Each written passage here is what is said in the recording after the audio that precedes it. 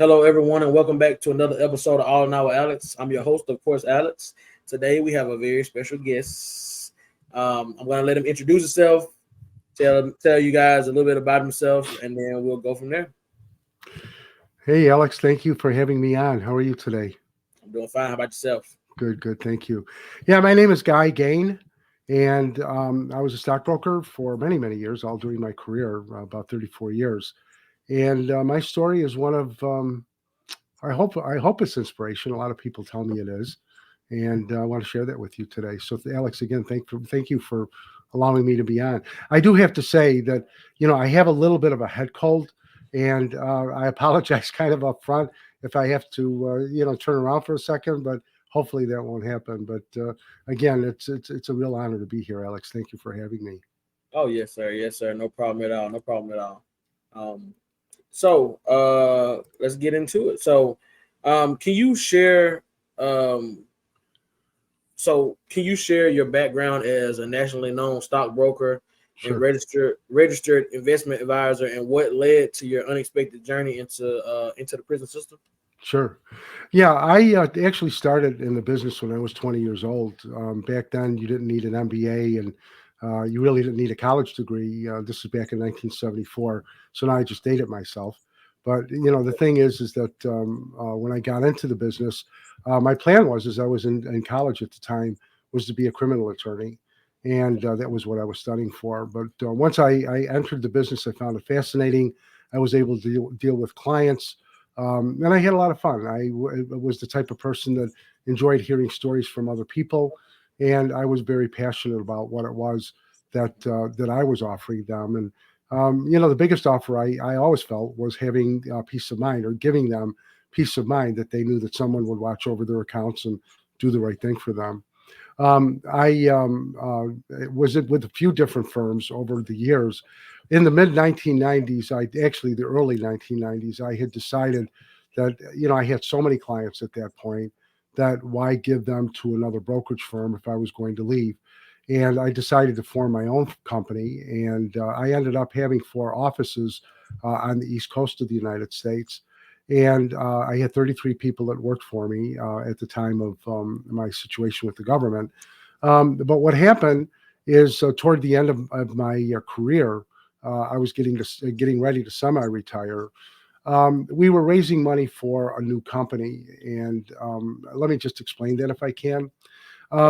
In 2003, the rules started changing in the investment world. There was a lot of problems that were going on with different mutual fund companies allowing some of the very, very, very large money managers who had billions of dollars under management. I don't want to say only, but I was the guy that had millions of dollars as opposed to billions.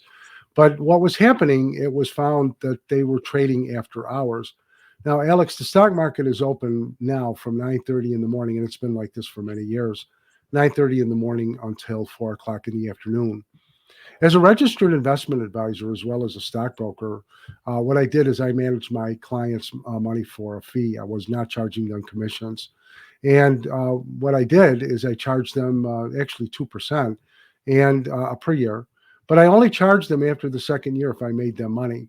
If I didn't make them money, I would continue to manage their money for free. So I was the guy that had literally skin in the game. I was a way really that was novel at the time. And even what I was doing as far as money management was novel at the time.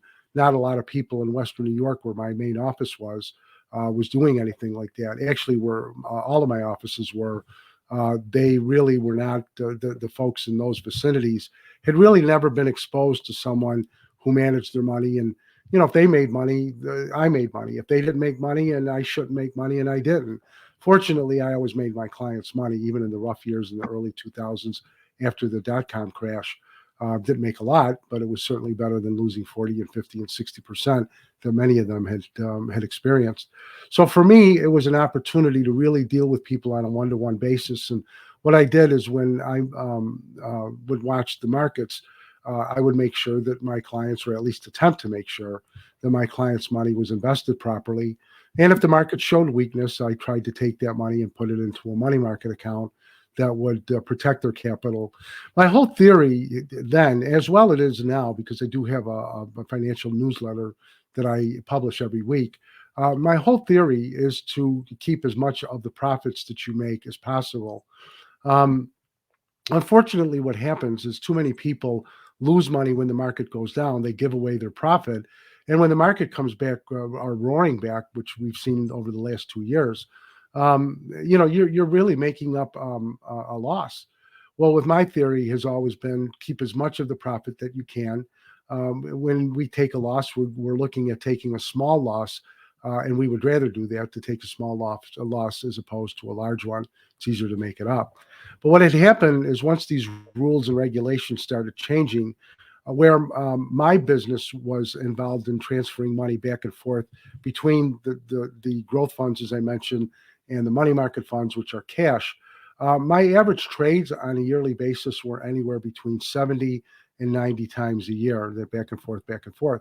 What was great was that there was no charges, there were no commissions, there was no fees from the funds to do that. So I could run my business really and totally help the client.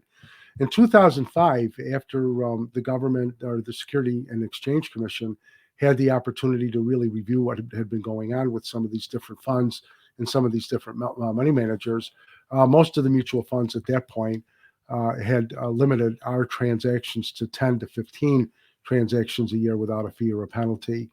And it really cut and destroyed my business. I didn't know what to do.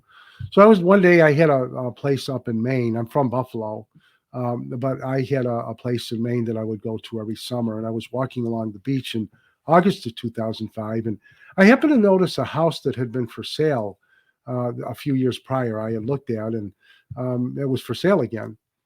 So as I was walking along, I'm thinking, gee, that house is probably worth more now than it was when I looked at it, because waterfront property never loses its value.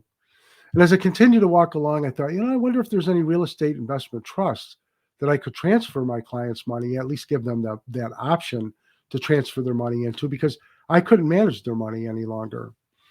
So, I was contemplating how was I going to, deal with my employees.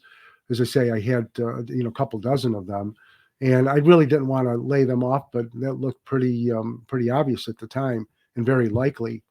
But as I walked along, I started thinking, well, let me see what is available. And when I went back to the house, I checked later that day. And surprisingly, there were no funds that are real estate trusts that were dealing in only waterfront property. So when I came back to my office in Buffalo a few weeks later, I talked to some of my folks there. I talked to a few investment bankers, and we decided to go forward with a company that would be specifically geared toward waterfront property.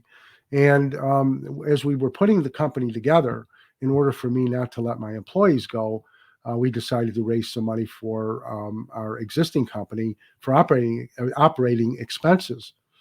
Unfortunately, what had happened, and this was my fault, a couple of my brokers decided to get creative when they spoke with their investors and started lying and misleading them. And when they got caught a few years later, they said, well, that Mr. Gane instructed me to do that. Well, that was ridiculous. I would never do such a thing. And actually, Alex, if I can just say that in the investment business, it's very rare for a financial advisor not to have a complaint. Sometimes it just happens a client doesn't like something, and they just decide I want out or whatever, so they'll file a complaint. I never had one.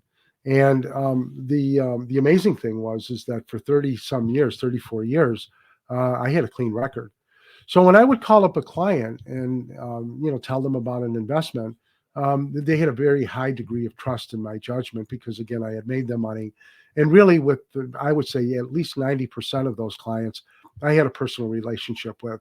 Matter of fact, even clients that had gone through all of their money over the years would come back to my office or call me up and say, Mr. Gane, I'm having a problem with, furniture. I'm having a problem filling this paperwork out. Do you mind very much, helping me with that? And of course I did. And so that was kind of the relationship that I had. But anyway, in 2008, the government came into my office, served us a search warrant, and took our computers and our paperwork and documents. I was completely stunned because I really had no idea what was going on. The next day, they did not padlock our door. They didn't, arrest anybody. The next day, when everybody came back into the office, I told all of the employees, I said, obviously we're under investigation. I said, we're going to be questioned.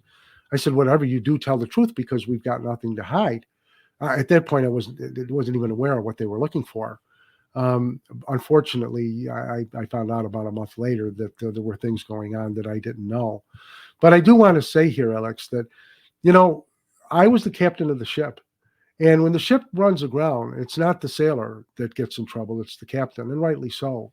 And I was responsible. That I didn't know was probably my fault. I delegated too much, and this is one of the things I also do business consulting, and I tell my business owners some of these stories because it helps them. I pass that information on to them to help them. But that kind of is a nutshell as to what happened, and that's where the adventure started, if I want to call it that, in May of Yeah. 2008. Yeah, so I mean that's quite a story. Being it like you said, I mean, being the captain of the ship, it's gonna follow you. People are gonna look for you for answers. They're gonna look for you to solve problems. They're gonna look for you when there's Hmm. trouble. So when this ship is sinking, they're looking for the captain. Hey, captain, Right, what do we do? Or they're gonna say, hey, it's the captain's fault. He was driving, and right. we hit that iceberg, and that's why the Titanic is sinking. That's right. Uh, That's right.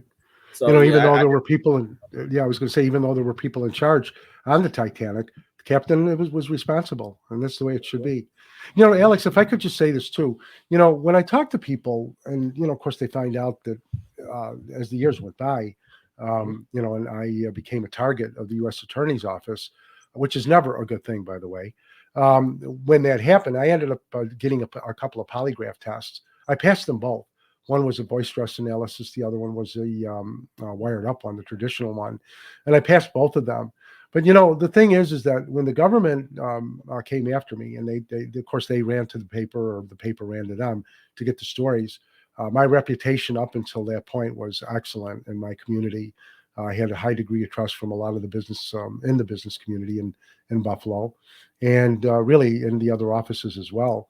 But the thing that bothered me is the government made me look like I was a thief and that I had lied to old people, that had, kind of got spun that I was scamming the elderly, I think is what they had said.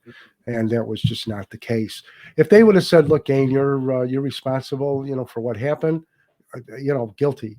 But to be accused of things that I did not do was very, very difficult for me. And what took me over 30 years to build as a reputation was destroyed within 8 hours. It was pretty tough to go through. yeah, I can only imagine. I can only imagine. So so how did you cope with that experience? Like, and like, what lessons did you learn from that? Yeah, I learned a lot of them, and really, if people look on my website or my some of my social media, LinkedIn, and so on, I always tell people I'm the guy who's been there and done that. And I know that sounds kind of acute, but it is true because when I do coaching as well. I'm a performance coach, and when I talk to folks, I tell them that it's easy to just go ahead and drift in life, but it's the adversity that you face in life that really makes you or breaks you. A lot of people will just give up. I seen that in prison. We'll talk about that in a minute, but I seen that in prison, especially with the white collar guys. They just gave up. They were not the same anymore. And I met people who at one time were very dynamic, were completely broken men. But how I was able to handle it was really the strength that I had in my faith in God. I was a Christian prior to all of this happening. My strength or my faith became much, much stronger while I was in prison. And unlike the urban legend that when people go to prison, they find Jesus and they get tattoos. It does happen, but not quite as often as everybody thinks. So for me, it was very, very difficult. The hardest part was, and who I think it was the most difficult for, were my family. My children. I have a son who is a movie actor, and he also has a casting company. He has the same name that I do. And a father always wants to pass down the one most precious thing that he can pass down, and that is his good name. And my name really was, as I said before, not in good shape at this point. My son Guy suffered. He lost jobs because of it. The production manager, or producers and directors stopped wanting to work with him because of the name association. The government did, to try and get me to roll over. The government did go after my children, who had absolutely nothing to do with decisions at all, but it was a way for the government to get to me. And they charged two, not charged, but they accused two of my children. I'm not even sure if the word accuse is the right word, actually, Alex, because they were never accused of anything. They were just involved. They weren't involved, but the government said that they were, so that they became. But it was very difficult for my family. I was married at the time. My wife ended up having a nervous breakdown after I was in prison, and it was very, very difficult time for everybody. And the other thing, Alex, that really bothered me is all of those clients that I had, and I had well over 1,000. They had I know they did. It's not that they had a question. They did question. Golly, I thought I knew Mr. Gane better than that, because the only version that anybody was able to find out was what the newspapers locally were printing in Buffalo, and they were getting all of their information from the government. And people have asked me, well, are you mad at the government? Why did they do that? No, I'm not mad at the government. For what was going on with our firm, I don't blame them at all for looking at what we did and what was going on there. Where my problem lies is the fact that they pointed the finger to me, and even though I vehemently defended myself and said this didn't happen, I didn't do this. Once they had a narrative, they stuck with it. So I ended up pleading some years later, after I found out really that when you go to trial and lose, which is what I wanted to do, is go to trial, because I was not going to plead to something I didn't do. When I found out what happens when you go to trial and you lose, I thought, you know what, I better take a different road here. The government did indict me with 51 counts, and I thought 50. As I read the indictments, I didn't know where these things were coming from. Well, I came to find out from another criminal attorney that I spoke with that the more accounts you have in an indictment, the weaker, if that's the word, the case is not as strong. And if you go to trial and you lose on just one of the counts, it's the same as if you lost on all of them. They can throw the book at you. And traditionally, when you lose a trial, your sentence is generally maybe 2 times, 3 times more than what you would have gotten if you would have pled. The government did offer a plea deal, pardon me, early on in the investigation, and I just wouldn't do it. I said, I'm not going to plead to something I didn't do. At the time, they were looking at 5 to 7 years, and I thought, 5 to 7 years, but I can't imagine. No, I'm not going to do that. Looking back on it, I wish I would have. That would have been a lot shorter time. I ended up pleading, as I said, and when I was sentenced, the judge said to me that I wouldn't sign a confession of judgment. Now, let me just explain, if I can, that, Alex, because a confession of judgment would mean that I said people lost money. These investors did lose money, a lot of money, and they shouldn't have. And I'll tell you that in a second. But what had happened is the confession of judgment, which I was always very willing to sign, on the condition that they let my children go, who had nothing to do with anything. And the other thing is that they have a gag order that they put on there that I would never be able to talk about what had happened. And I said, you take both of those away, let my children go, which they were going to do anyway, but take the gag order off, which they refused to do. I said, well, I'm not signing one. And I wanted to be able to talk about this. I wanted to be able to begin a process where these kind of things would be told to the public that this is just not right. I mean, you can't get railroaded like this. And my feeling is they had their say. I ended up going to prison. Now it's my turn. And I know that sounds bitter, and I'm not. I truly am not. But the thing is that I think that in fairness, it's important that people know what goes on, not only in the judicial system, but in the prison system as well. And now I can talk about that. Right, right. Yeah, no, I definitely would agree. I mean, it's definitely important because a lot of people, myself included, I wouldn't know. I never had that experience to be able to know, how it is, Mm-hmm. you know, uh, dealing with that. So leading it, okay, so from that, you ended up writing a book. Hmm. called Unchained and Unbroken: Life Lessons and Strength Training from a Jailhouse Gym Rat. Right. And it kind of draws from your time in prison. Can you share some of the life lessons and strength building principles that Sure. you gained during that challenging period? Absolutely. You know, when someone enters prison, and from what I understand, this is the same thing in a female's prison, you either become the predator or the prey. And most of the time, when you're a newbie into prison, you become the prey. And now, if a predator wants to come at you, that's up to them, but you have to be prepared. I was not prepared. I was a weight lifter for many years prior to getting in trouble. I had stopped because I for a few years because I had gotten so busy. So once I got into prison, I decided that I was going to get healthy. I was going to get strong. And after I got done with work, because you're assigned a job when you're in prison, I would go into the weight pit and or the cardio room, depending on what the facility had. I was in 4 different facilities while I was in prison.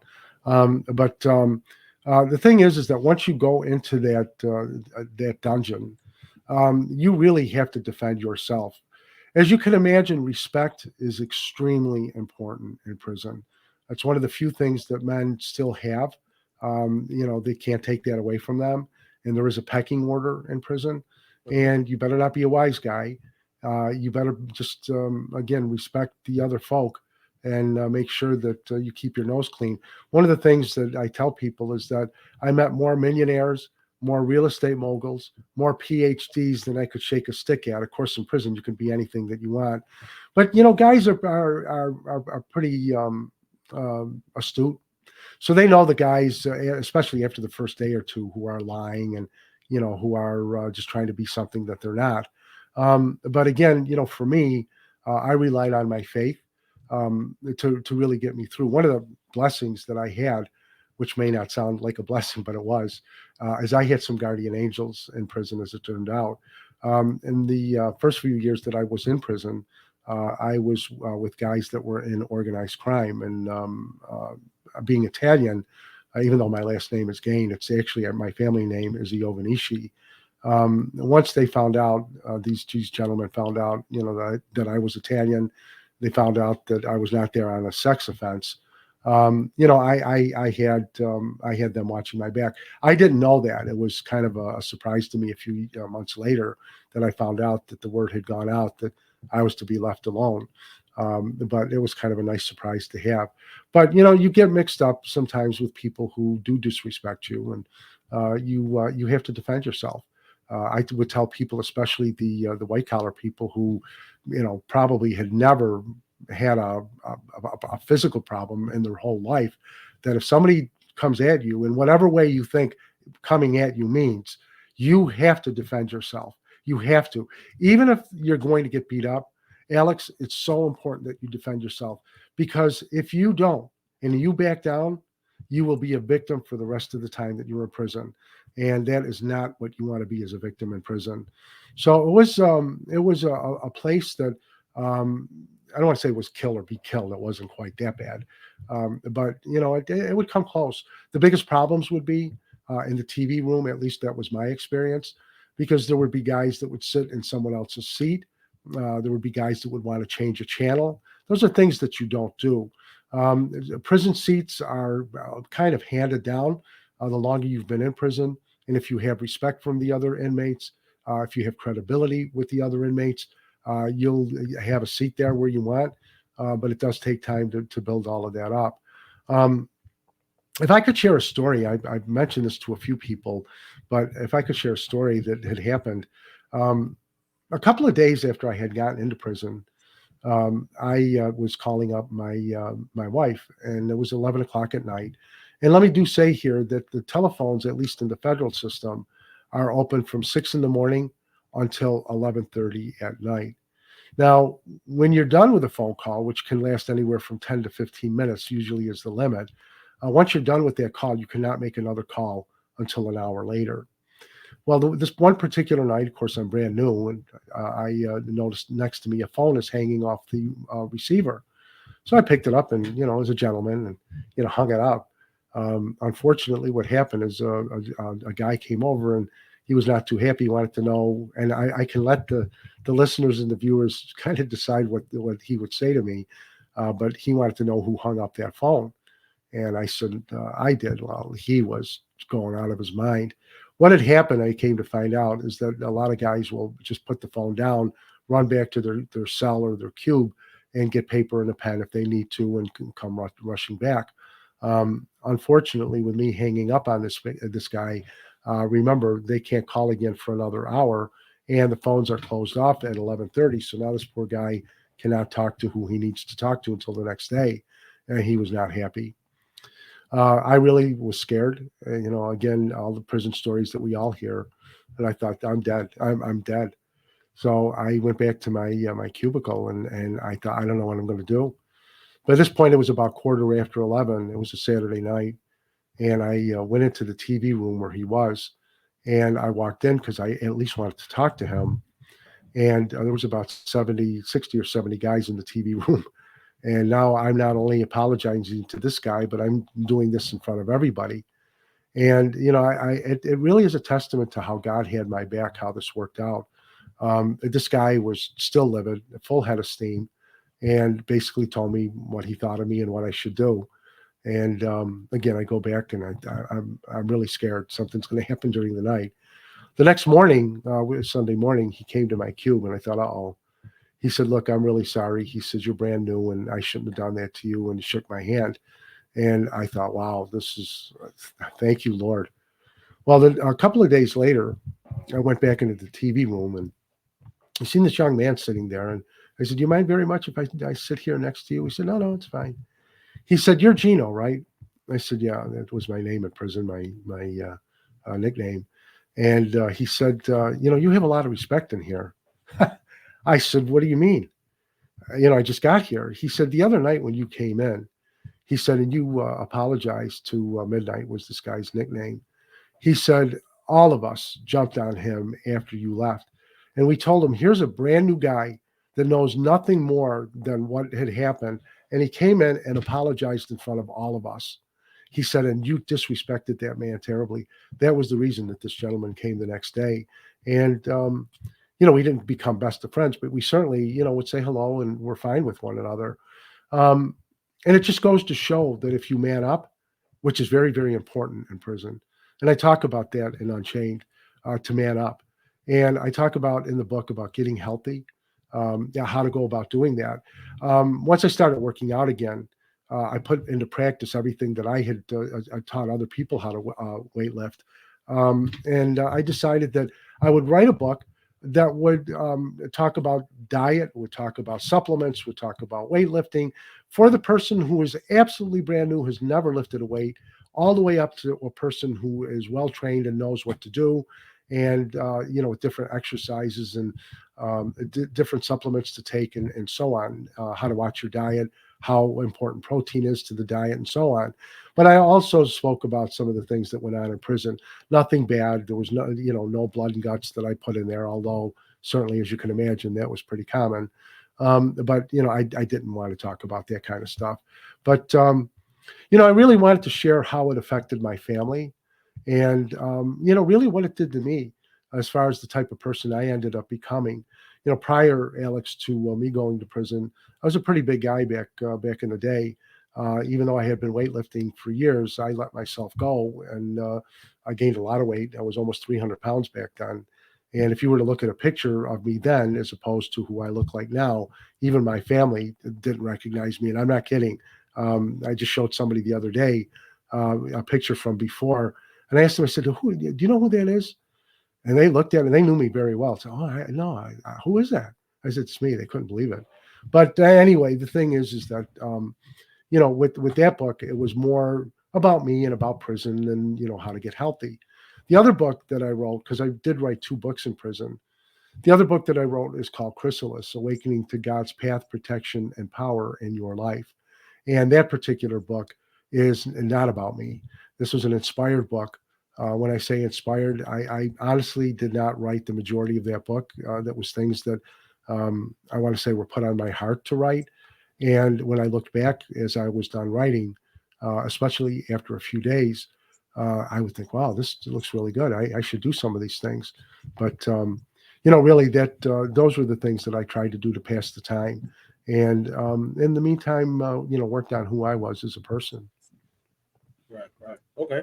So, so with that, okay, with you being like a performance coach, Hmm. what approach do you take when mentoring your clients to help them achieve their highest expectations? Right. The approach that I take, I know this sounds arrogant, and honestly, Alex, I don't mean it this way. I'm really, I really discern who I'm going to bring on as a client because the person's really going to have to work. If they're, I only take 12 people a year. I only work with 12 people a year in any year. And if they're going to work with me, they're going to have to start with the basics. One of the most difficult things is to break a person down into really what it is that you want in life. If I were to ask 5 people, what are your goals in life? It's funny because people look up and they think, I want to make more money and gee, I want a nice house or whatever the case is. But people, by and large, really don't have a specific goal. They have a few of them that they'd like to accomplish. And you can imagine that money is probably number one. At least that's what I find. People equate sometimes success with money. Success is not money. I promise you it's not. Success is having someone love you. Success is when you put your head down on a pillow at night, then you know someone out there loves you and thinks about you. But we need money to revolve in our lives. So I think it's important that we keep that in context. But when I speak with people, when I interview someone before I take them on as a client, what I do is I try to find out again what it is kind of that they're looking for. If they know exactly, that's awesome. We can get to work right away. But what I do is try to find out what they want to accomplish. And I've had people that I've spoken with that are in their 20s, and I've had the people that I've spoken to that are in their 70s. People think, well, I'm too old, or maybe I'm too young to get a coach. That's not true.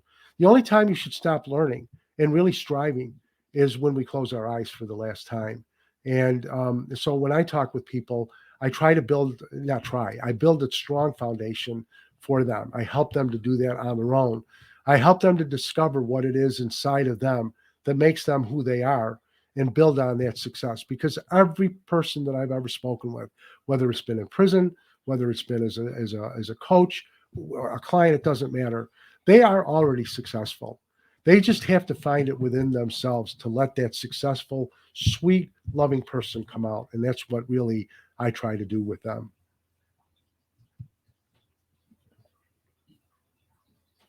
Okay, okay. So, do you have any particular success story or transformations that you witnessed in your clients that you coach that just one that just pops to your mind that was maybe the most influential to you? Yeah, yes, I do. I spoke with a gentleman, this was a few years ago, that was really having a lot of problems just getting their head together. They had been through a divorce and they really were lost. I mean, they had lost the custody of their child. He was a mess. The guy was an insurance salesman, actually. And when I spoke with this gentleman, I asked him again what it is that is most important to him. And rightly, he said to me it was his son. But I asked him, "What do you want to achieve that you can, maybe get joint custody at least?" It was a pretty bitter divorce, and what we were able to do is really start working on who he was as a person. And it's not uncommon for people to start crying, because they start looking at themselves in a way that they really maybe had never thought of before. I am not a psychologist. I'm not a psychiatrist. I am in no way advocating that, people can share their stories and I can, do anything other than help them discover who they are and what they want to be in life. But this particular gentleman, what he was able to do is over a period of a year, he was able to transform himself into one of the top producers, I believe the top producer in his office. And I've worked with people that, that do that get to a point and say, you know what, I'm a lot better than I think that I am. I can do more things than I thought I could do.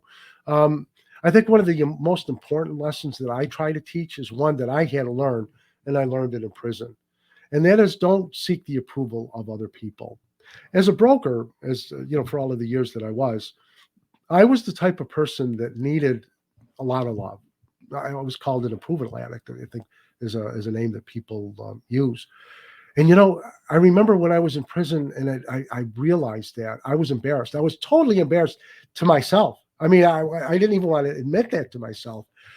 But for many, many years, I had been the type of person that needed people's love, their approval. Hey, what a great guy is! What a good, I was sickening. I had to realize where it came from, from when I was a kid. But the thing is that I was able to overcome that. But because I was able to take the steps to do that, I'm able to help other people to do the same. And when you're in sales, it's almost like you're feeding an addiction, because when you're in sales, the people that you're selling to have to like you. And as a broker, having that great reputation that I had, it really fed into that. And it was, probably like the chocoholic that, he doesn't want to eat chocolate, but when he sees a box at Valentine's Day, can't wait to finish the whole thing. So it's very difficult. And I think that's one of the most important things that, especially with salespeople, and those are the folks that I really, I think network with not network, excuse me, but, work with the best, because I understand what they go through. Being a broker, I also had insurance that I sold to my clients as well, if they needed it. So I'm very familiar with that type of financial business as well. But, it really is discovering, in yourself, what is it that you're looking to do?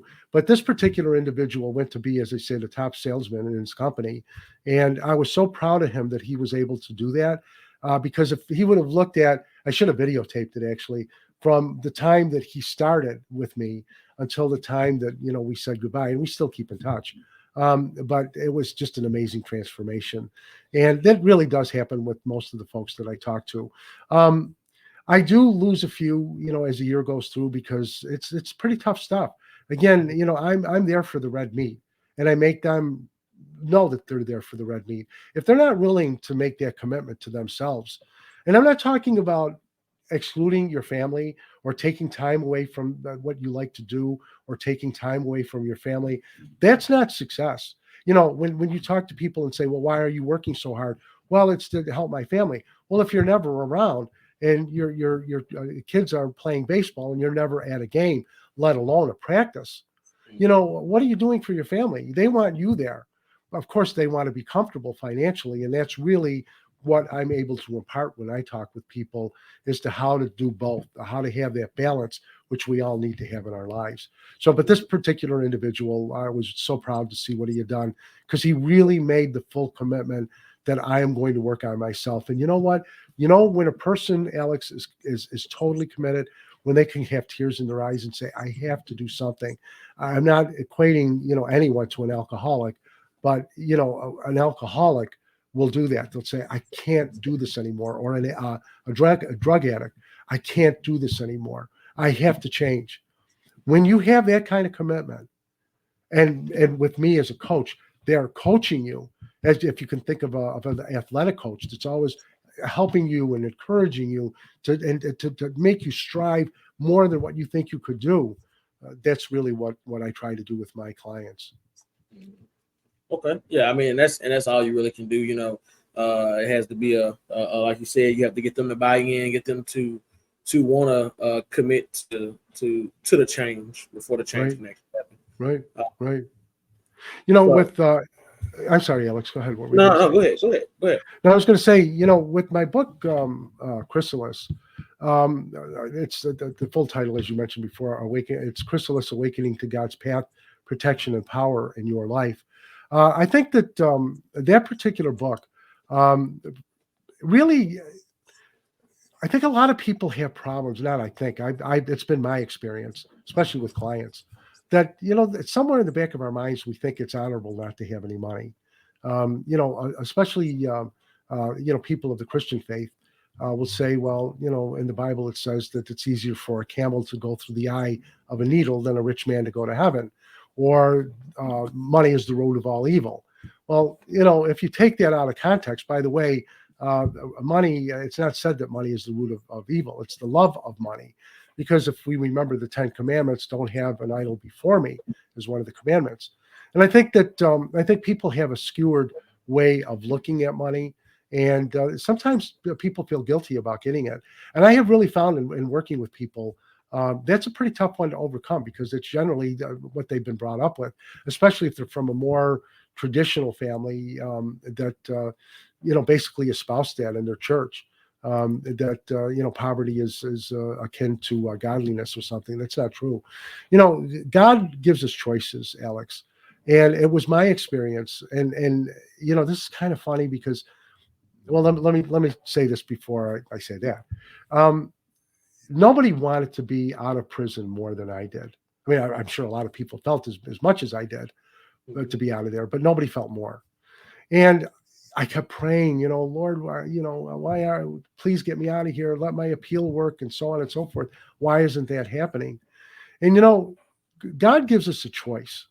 The choice is free. You can do whatever you want. I mean, God loves you whether you love Him or not. God believes in you whether you believe in Him or not. But He gives us that choice. And in life as a human being, that's a very difficult concept for us to absorb because we're so used to saying, well, I'll love you if you love me. Or, I gave you money before, I need some now. Can you help me? Or I helped you and, I need your help. And you start putting the guilt on. Well, that's not love. I mean, but God doesn't do that. God loves you regardless whether you love Him or not. And He's always there. I found that out in prison. God had my back in prison. And I could go with story after story, Alex, with so many incidences that happened to me personally that were just totally amazing as to, something different. It should have been a different outcome. But I was always protected. But as I wrote Chrysalis, and it took me 2 years to write, I found that God either allows things in our lives or it's His will. And when I say He allows things, prior to me getting in trouble, there were people that I had the gut feeling, which I attribute to the Holy Spirit, but there were people that I don't want to say told, but was given to me not to hire. And I went ahead and hired them anyway. Now, I'm not blaming anybody because I should have listened to that gut feeling that I had, and I didn't. But you know what was ironic is that the folks that I had been kind of led that I shouldn't have hired, those were the ones that we ended up having problems with. And I think that when I wrote Chrysalis, it was really to help people like myself that how can I go about reaching my goals and being in line with what God wills for my life.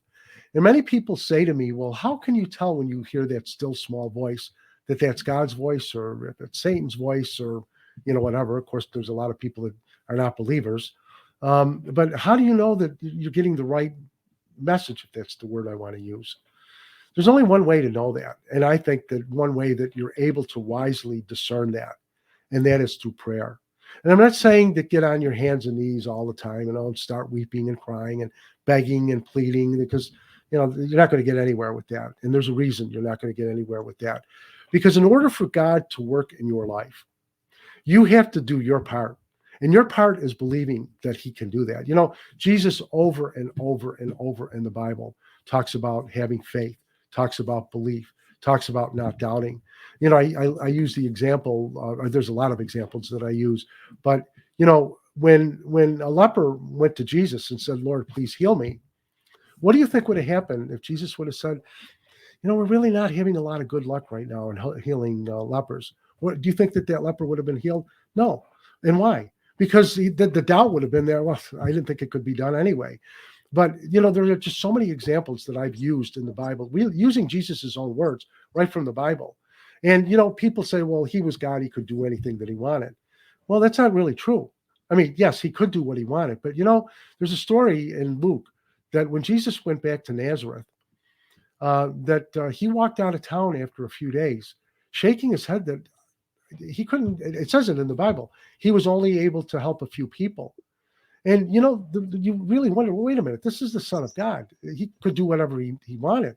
People have to do their part, Alex. They have to believe that it can be done. Because when he went back to his town, everybody in that town said, wait a minute, this is the guy that was in he grew up here. His brothers and sisters are here. We know the family. Who does he think he is? When people do that, they're negating what God can do in our lives. Now, I'm not saying you can wave a magic wand and that things are going to happen because you're a believer. That is impractical. But the thing is that if you keep a prayerful attitude, and I'm talking about, just having a conversation as you would with your dad or your mom, talk to God like that. That's prayer. We're too many times we see that Hollywood, the demonstration where somebody goes to church or wherever, they get down on their hands and knees and are begging and crying. And as I mentioned before, when you do that, you already believe it's not going to happen. You've already predisposed yourself to say, this is probably impossible, but I'm going to ask you anyway. It takes a long time to work yourself to that point. But Mel Gibson, the actor, who I know has had his own share of misfortunes over his life, I'll never forget a quote that I read many years ago from him. He said, "If you pray, don't worry. But if you worry, don't pray." And it's so wise because it's so true. Because when we worry, we think of bad outcomes. We put emotions into it.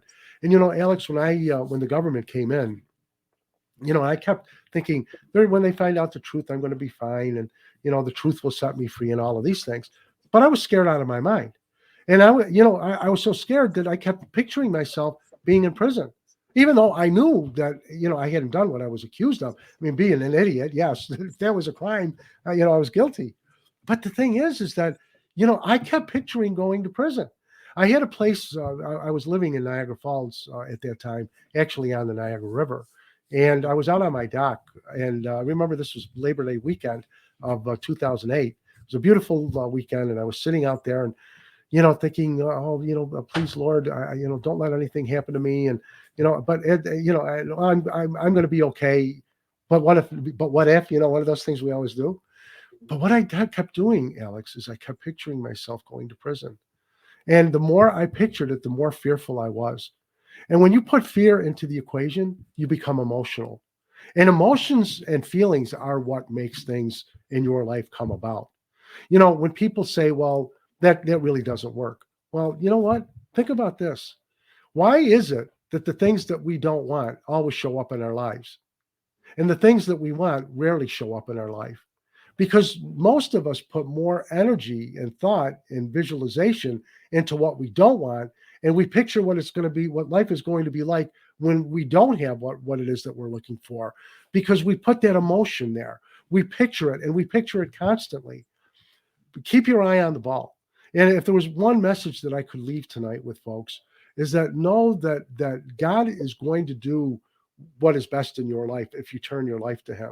I'm not here to evangelize. I can only tell you what my experiences were, but I can tell you I've seen both sides, and I know that when someone prays, however it is that they have that connection to God, and the more that you do this, the more you're able to discern, is what I'm hearing the right thing to do, or am I not really comfortable? And Alex, that's one other thing that I do want to mention, is that when you have a feeling, and everybody, whether you're a believer or not, everybody has this. If you are ready to do something, but you get a feeling you shouldn't do it, how many times, not how many of us do it, everybody does, but how many times we do that? We say, gee, maybe I shouldn't do this, and we go ahead and do it anyway. What usually happens is we discover it was the wrong thing to do. So when you have a feeling not to do something, don't do it. That's your soul talking to you. And when you have a feeling that maybe I should go ahead and do this, but the fact is that you keep saying, no, I really don't want to. That's your soul telling you to go ahead and do it. That's God, prompting you to go ahead. And you're not going to get that, tonight or tomorrow, where somebody has listened to this podcast and said, oh, you know what, I'm going to start doing that. It's a process. It doesn't take long. I mean, within a week or two, I think if you really are serious, that you can start to discern and know if this is God's plan for your life. And being on both sides of that equation, Alex, doing what really, I was the guy that got, if I had a goal, I met that goal. If I needed to make X amount of dollars in a month, I did it. If I needed to do something, I did it because I was goal oriented. But what I came to find out is that, again, as I mentioned earlier, God either allows things in our lives or it's His will. And you know what? It's a whole lot better working in God's will than Him allowing, because He allowed me to go off the tracks.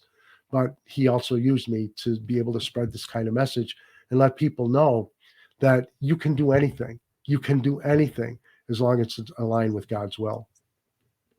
Yeah, yeah. No, I definitely agree. I definitely agree. And I hope that viewers watching, they definitely learn a thing or two from, from your experiences and the things that you're saying because I totally agree. I mean, you have a choice. You know what I mean? You have to do your part, and at Right. the end of the day, that should be the new motto, the new slogan. Do your part. As long as you Absolutely. That's very, very true. as long as you do your part, you have your faith, then things that happen. I'm big as well on, basically like affirmations and things like you were talking about before. Hmm. I'm always big on even the people around me will tell you like, hey, I don't even want to hear people talk negative thoughts because if you're That's thinking right. negative and you're around me, then your negative thoughts are going to seep into my life, and then I don't need Oh, any yeah. negative in my life. Yeah. I want only positive thinking, positive thoughts, and positive people around me. So, Right. uh, so yeah, I'm Alex, definitely. if I could mention it, what you're saying, there's a scripture in the Bible that talks really about that. And if I could just mention this, there was a gentleman by the name of Jairus. Jairus was an elder. Actually, he was probably, they say he was the head of the temple. And the Pharisees and the majority of the Jewish hierarchy did not like Jesus. He was spreading a message that they didn't want people to hear. But the thing is that what's interesting is Jairus sought out Jesus one particular day, and his daughter was very sick. So he went up to Jesus and said, "Could you come and help me? My little girl is dying. Could you help me?" And obviously, he believed that Jesus could do this. So Jesus said, "Of course." He walks with them back to back to Jairus's house, and along the way, there's a lady that was bleeding for 12 years, and she just touched Jesus's garment, and she was healed. And Jesus looked back at her, and she was saying thank you, and he said, "My child, it was your faith that healed you." So it was her faith that that she believed he could do that allowed him to do his work. But when when Jesus got to Jairus's house, there was wailing going on according to the Bible, and screaming and crying. The little girl had died, and somebody had said, "Don't bother the master any longer. Your daughter's dead." Well, as a father, I can imagine how crushed Jairus had to be. And he looked at Jesus, and Jesus looks at him and said, "Just believe, don't doubt." He actually said, "Just believe, don't doubt."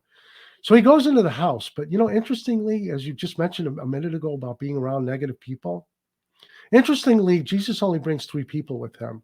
Now, it's pretty safe to assume that the 12 apostles are with him, but he only brings Peter, James, and John in the house with him. And when you stop and think, well, why only those 3? Well, it's my contention that those were the 3 that totally believed that Jesus could do what he said he could do.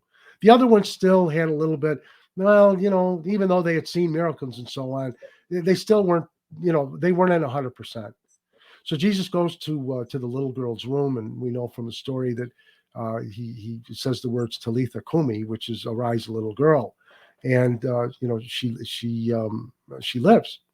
And Jesus instructs the mother and father, Jairus's wife and him, to feed her, and she can be on her way.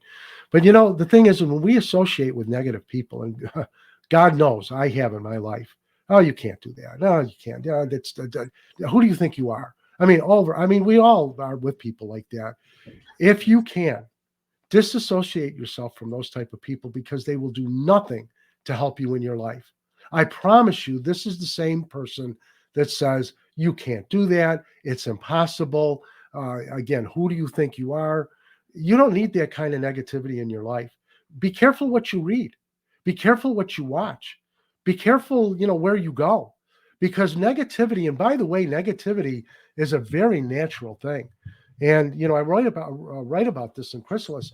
Our forefathers, our ancestors of 100,000 years ago or more, they were not positive thinking people. They couldn't be. You weren't sitting in your cave or in the tree, or in your hut, thinking everything was all peaches and cream. They seen the grass parting in a savanna. That wasn't probably the welcoming committee. It could be an animal coming to eat you, or someone else maybe coming to hurt you or your family.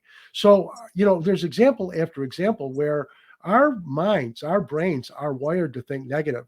because you're not going to get all of these positive feelings again when your life depends on you being wary about everything. And being wary means you're thinking about the worst possible outcomes. Right. It's just it's wired into us. I have found that with prayer, you're able to slowly overcome that tendency to do that and realize that you can achieve what it is that you want in your life, so long again as you're doing the things that God asks us to do.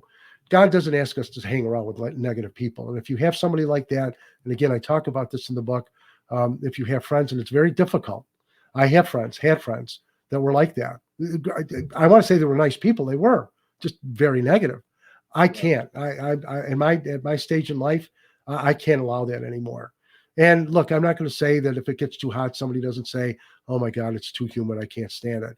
And believe me, being in prison, if I have a choice between being freezing cold, which I was, and I mean freezing cold, or being brutally hot, I'll take being brutally hot any day.